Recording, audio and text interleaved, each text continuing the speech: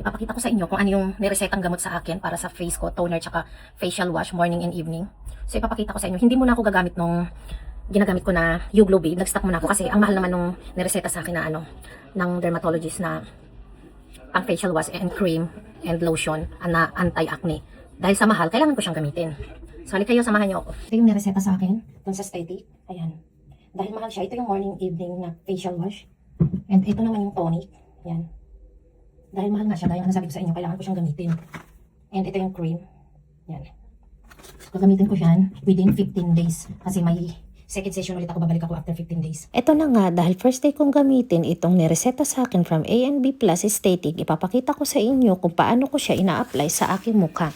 Morning and night time, I do wash my face sometimes 3 times a day. And I gently dry my face using soft towel and after rest 5 minutes before using toner. And gently apply the Talaga astringent. effective yung La Roche na yun. Hindi ko alam kung anong tamang pronunciation na La Roche o La Roche. Eh para sa akin La Roche. Grabe yung pimples ko.